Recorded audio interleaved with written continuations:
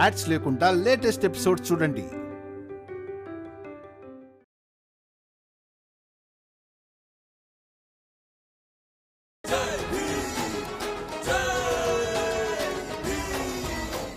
ఒక్క రాత్రికే నేనేం చలితో చచ్చిపోన్లే. రేపు పొద్దున ఏదో ఒక ఏర్పాటు చేసుకొని తీరుతాను నేను. ఇక మీకు ఈ రోజు కూడా మీ కొడుకు చేసిన పనిలో తప్పేవి కనిపించలేదు కదా?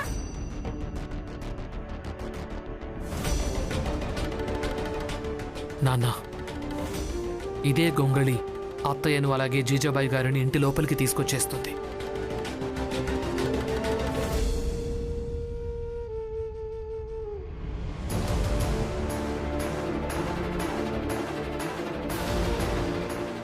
అసలు భీమ్ ఏం ఆలోచించాడు?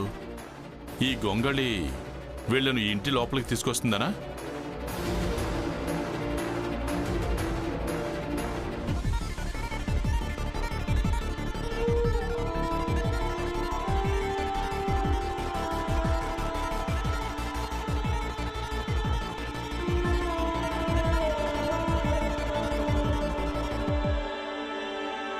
ఒక్క రాత్రికే నేనేం చలితో చచ్చిపోన్లే. మీకు భీమ్ గొంగళి తెచ్చిచ్చాడు కదా, ఇంకే కప్పుకోండి.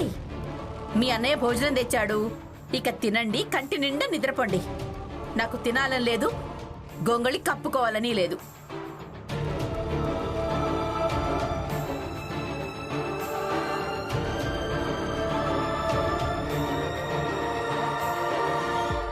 జీజాబాయ్, అన్నయ్య మనిద్దరికి భోజనం తెచ్చాడు జీజాబాయ్. ఒకవేళ నువ్వు తినకపోతే చావుకుంటే నేను కూడా చచ్చిపోను. నాకు కూడా తినాలని లేదు.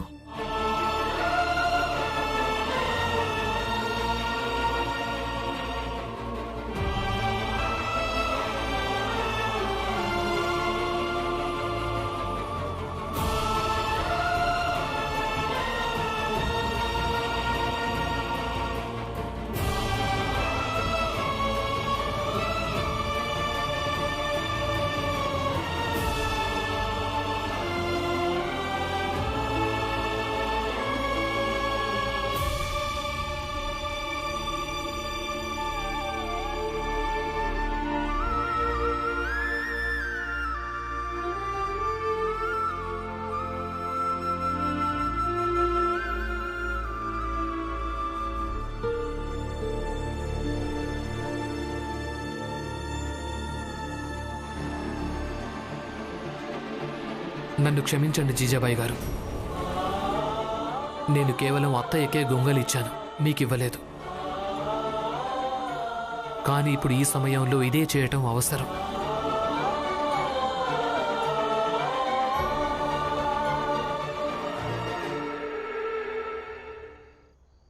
కానీ నాకేం అర్థం కాలేదు, మీరెందుకలా చేశారు? ఇంతకీ ఇలా చేయడం వల్ల అత్తయ్య పిన్ని ఇంట్లోకి వచ్చేస్తారా? సరే, నువ్వు నాకు విషయం చెప్పురామా. ఎన్నోసార్లు మనం గొడవ పడుతూ ఉంటాం. ఎప్పుడైనా రాత్రి గొడవైందంటే పొద్దున కల్లా ముగిసిపోతుంది. ఎప్పుడైనా పొద్దున జరిగిందంటే సాయంత్రం పని నుంచి తిరిగి వచ్చేసరికి ముగిసిపోతుంది. ఈ రోజు వరకు ఎప్పుడైనా ఇలా జరిగిందా? మన గొడవ రోజున్నర కంటే ఎక్కువగా సాగిందా? అవును, అలా సాగలేదు. ఎందుకంటే మనం భార్యాభర్త. కాదు రమా, విషయం భార్యాభర్తలని కాదు. మనకు తెలుసు, మనిద్దరి మనస్సుల్లో ఒకరినొకరి మీద ప్రేమ, గౌరవం, అలాగే ఇలాంటి ఇంకా ఎన్నో భావనలున్నాయి. మనకు ఒకరినొకరి గురించి అన్నిటికంటే ఎక్కువ బెంగ ఎప్పుడు కలుగుతుందంటే మనం గొడవపడ్డ సందర్భంలో. ఎందుకంటే ఆ సమయంలో మనకు భయం వేస్తుంది, ఈరోజు మనం ఒకరినొకరం కోల్పోతామేమోనని. ఇక ఒకరినొకరు కోల్పోతామన్న భయం ఉంది కదా, అదే ఏ బంధాన్నైనా ముడివేసి ఉంచుతుంది, పటిష్టంగా మారుస్తుంది. ఏ బంధంలో అయితే ఈ కోల్పోతామన్న భయం అంతమవుతుందో ఆ బంధం తెగిపోవటం ఖాయం. ఈ భయమే బంధాల్లోని చిక్కులను పరిష్కరిస్తుంది. చూస్తున్నావు కదా, ఇదిగో జీజాబాయి గారు ఇంకా పిన్ని ఇక్కడ కూర్చున్నారు కదా. వీళ్ళిద్దరూ చాలా సంవత్సరాల నుంచి ఒకరినొకరితో కలుసుంటున్నారు. వీళ్ళిద్దరికీ ఒక బంధం ఉంది.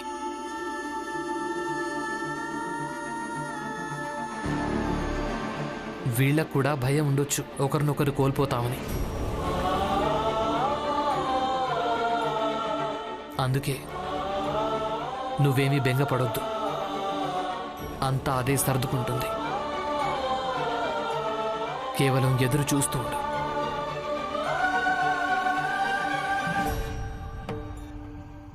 రమా, భీమ్, మావయ్య భోజనానికి రమ్మంటున్నాడు. కానీ వదినా, అత్తయ్య ఇంకా జీజాబాయి గారు కూడా ఇంతవరకు భోజనం చేయలేదు. మీరు పనిచేయండి, వెళ్ళి నాన్నకు భోజనం వడ్డించండి. అలాగే ఆయనకేం చెప్పాలంటే ఇక్కడ వీళ్ళిద్దరూ భోజనం చెయ్యనంత వరకు అంతవరకు భీమ్ ఇంకా రమ కూడా భోజనం చెయ్యరు అని. మేమెదురు చూస్తాం. అలాగే వీళ్ళిద్దరూ ఇంటి లోపలికి వచ్చినప్పుడు అప్పుడే మేం కూడా భోజనం చేస్తాం.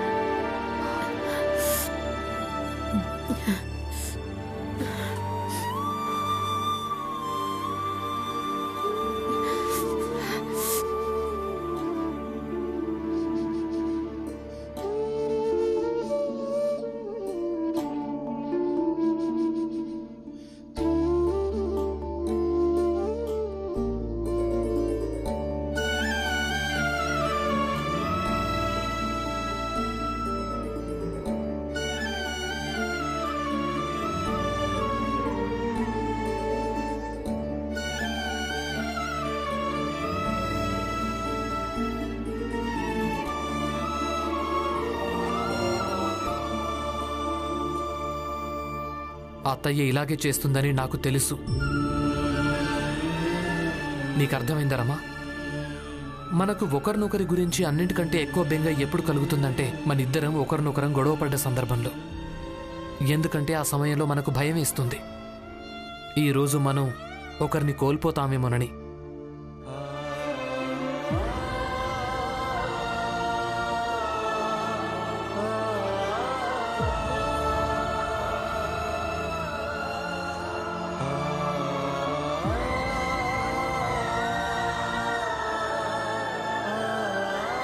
అత్తయ్య, అత్తయ్య,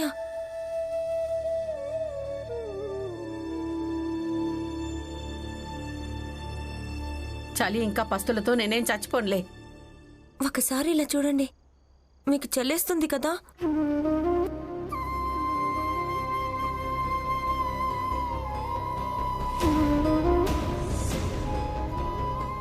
నీ భర్త నాకు గొంగళి ఇవ్వలేదు, ఇక నువ్వు గొంగళి కప్పి చెప్తున్నావా నాకు చలి పెట్టడం లేదని? భార్యాభర్తలు కలిసి నన్ను మూర్ఖురాలను చేయాలని చూడకండి. మిమ్మల్ని మేమెందుకు మూర్ఖురాలు చేస్తాం? అయినా ఈ గొంగలి నేను కాదు, పిన్నే మీకు తెచ్చి కప్పింది.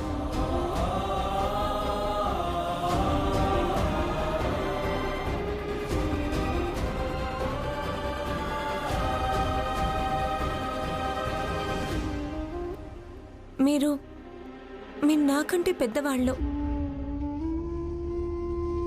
ప్రపంచాన్ని మీరు నాకంటే ఎక్కువగా చూశారు. నాకంటే ఎక్కువగా పిన్ని గురించి మీకు బాగా తెలిసి అర్థం చేసుకుంటారు.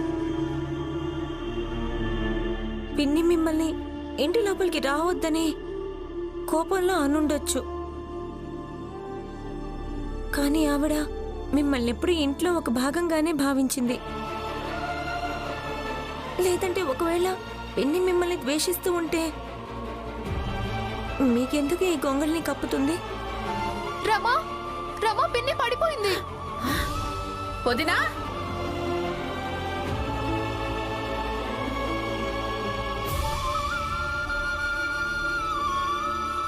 మీరెలా పడిపోయారు? నేనెప్పుడు పడిపోయాను? అత్తయ్య, పిన్ని ఎక్కడా పడిపోలేదు.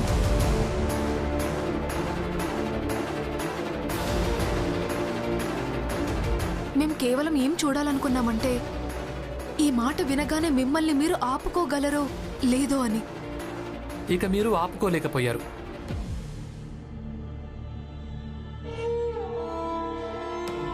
సరిగ్గా అలాగే.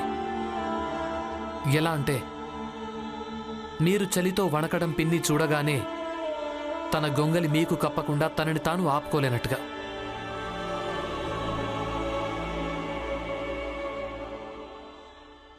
అలాగే మీరు ఒకరి గురించి ఒకరు ఆలోచిస్తారు. మరి ఇలా గొడవ పడ్డం అనేది ఇంటి లోపల కూడా పడొచ్చు కదా? మీరా, జీజాబాయ్, మీరిద్దరూ భోంచేయలేదు, అందుకే పిల్లలు కూడా చేయలేదు. అలాగే మావయ్య కూడా భోంచేయలేదు. అందుకే మీరిద్దరూ ఈ పంతం మానేయండి. ఇక లోపలికి పదండి, అందరం కలిసి భోంచేద్దాం. మేమంతా మీ ఇద్దరి కోసం లోపల ఎదురు చూస్తూ ఉంటాం. పద.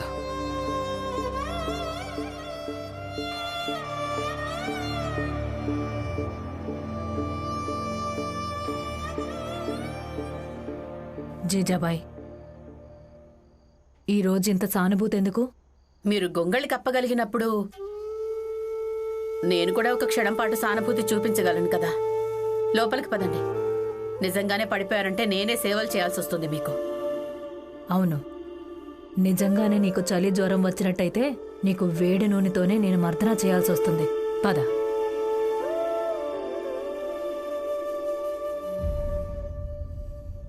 బంధాలను కలపడం కోసం పెద్ద పెద్దవేమీ అక్కర్లేదు. నిజానికి చిన్న చిన్న విషయాలు కూడా మనల్ని దగ్గర చేస్తుంది. అలాగే ఈరోజు ఒక గొంగళి వాళ్ళిద్దరినీ ఈరోజు ఇంట్లోకి తీసుకొచ్చింది.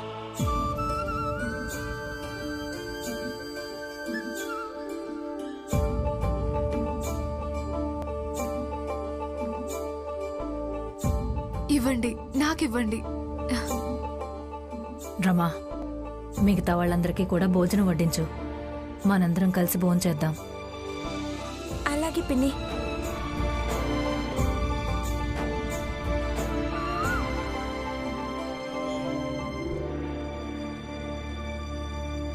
రాత్రికి రాత్రి ఏం జరిగింది? మీరే ఇంకా జీజాబాయ్ రాత్రి ఇక్కడే ఉన్నారు? తెల్లారుగానే ఎక్కడికి వెళ్ళిపోయారు? కొంపదీసి వీళ్ళు పారిపోలేదు కదా?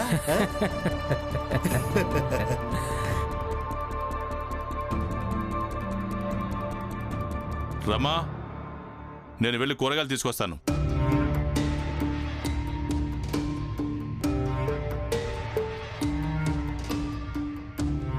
ఏం జరిగింది రామ్జీ?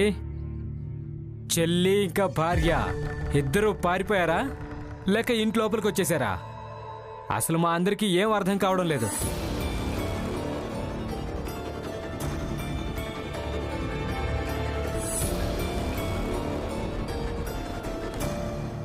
అసలు ఎవరి భార్య ఇంకా చెల్లి ఇంట్లోంచి పారిపోయి ఉంటే తను ఇలా పొద్దు పొద్దున్నే సంతకు వెళ్తాడా ఏంటి?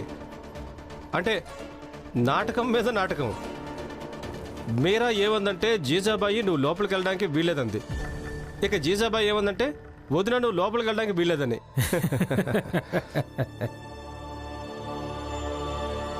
హితేషన్న, దీన్ని నాటకం కాదు, ఇంటి ప్రవృత్తి అంటారు. ఎవరికి ఇల్లుంటాయో అలాగే ఎవరి ఇళ్లలో విలువలకు ప్రాధాన్యత ఇస్తుంటారో వాళ్ళ ఇళ్లుల్లో ఇలాగే సాయంత్రం మొదలైన గొడవలు తెల్లారేసరికి పరిష్కారం అవుతాయి.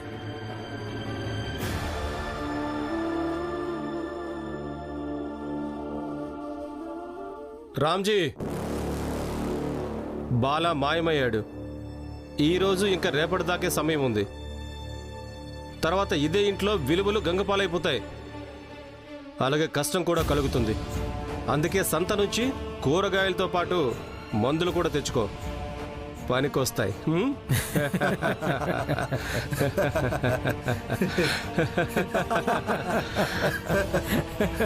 పాపం రామ్జీ.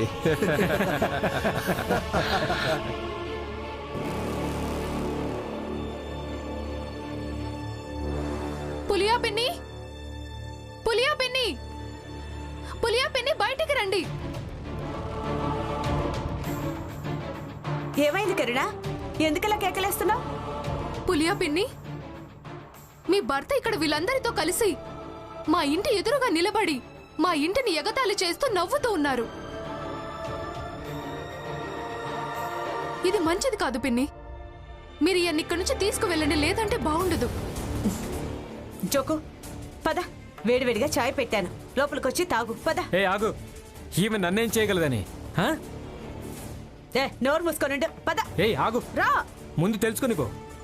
ఏం బాగుండదు చెప్పు, నిన్నే ఏం బాగుండదో చెప్పు.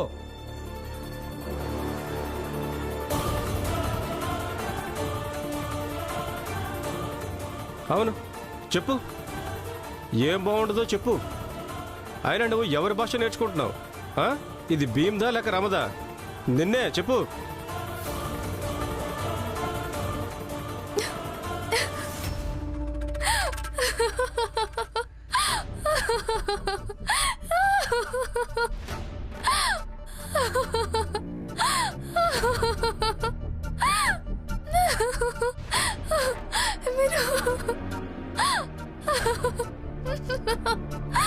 నోర్మోయ్, నీకు సిగ్గుందా లేదా? భర్త ఇంట్లోంచి మాయమైపోయాడు, ఇక నువ్వు ఇక్కడ నిలబడి ఉపన్యాసాలు ఇస్తున్నావా? పైగా పగలబడి నవ్వుతున్నావు. భీమ్ రమ ఇదే నేర్పించారా? జవాబులు దొరకనప్పుడు పగలబడి నవ్వుతూ ఉండాలని?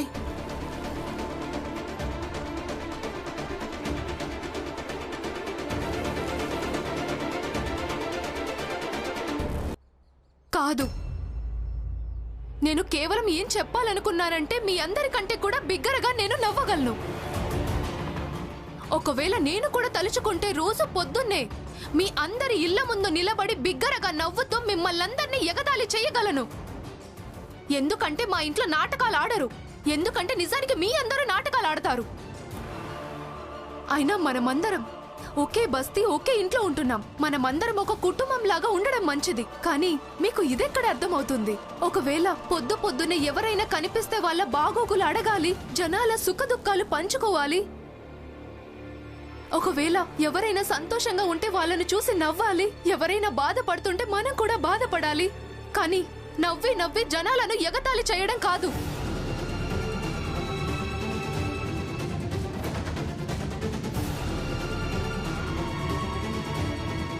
నేను ఇదే నేర్చుకున్నాను భీమ్ ఇంకా రమా నుంచి.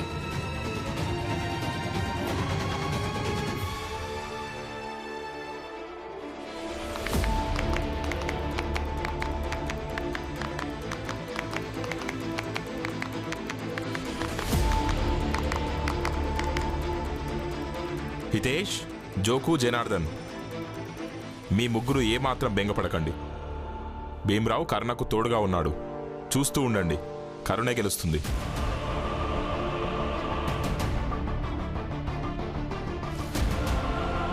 ఇక ఓడేది బాలానే. పద మనోహరణ, సంతకు వెళ్ళొద్దాం. పదనందు.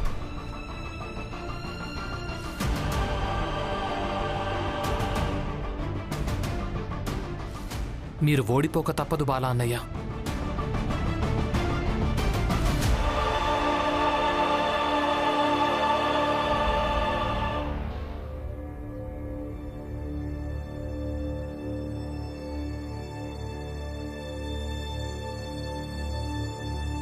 నమస్కారం అన్నా. మీరు నరోత్తం జోషి ఇటు నుంచి వెళ్ళడం ఏమన్నా చూసారా? అవును, ఇందాకే ఇటు నుంచి వెళ్ళడం చూశాను. ధన్యవాదాలు. ఎక్కడ ప్రచండదేవ్ ఇంకా నరోత్తం జోషి ఉంటారో అక్కడే బాలా కూడా ఉండొచ్చు. వాళ్ళిద్దరే బాలాకు పారిపోయే మార్గం చూపించుంటారు. నాకు బాల దొరకనంత వరకు అంతవరకు ఇంటికే వెళ్ళను. ఎంత కోపం వస్తుందంటే ఒకవేళ బాల దొరికాడంటే వాణ్ణి లాక్కుంటూ ఇంటికి తీసుకెళ్తాను. ఆ తర్వాత భీం పందెం పక్కన పెట్టి బాల సంగతి తెలుస్తాను. ఒకవేళ వాడు దొరికాడంటే నేను వాడిని వదిలిపెట్టను.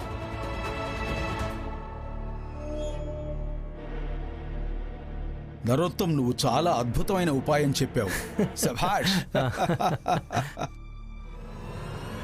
బాలా, నాన్నా బాలా, పట్టుబడ్డావంటే ఇంకా ఎప్పటికీ మీ నాన్న మీద తమ్ముడి మీద బదులు తీర్చుకోలేవు. ఇక్కడి నుంచి వెళ్ళిపో. మీరన్నది నిజమే. బాలా, పారిపో. వెళ్ళు వెళ్ళు వెళ్ళు. బాలా, బాలా. రామ్జీని పట్టుకోండి. ఒకవేళ ఈ రామ్జీ బాలను పట్టుకున్నాడంటే మళ్ళీ ఆ భీమరావే గెలుస్తాడు. బాల ఓడిపోతాడు. ఇక బాల ఓటమి మన ఓటమి అవుతుంది ప్రచండదేవ్ గారు.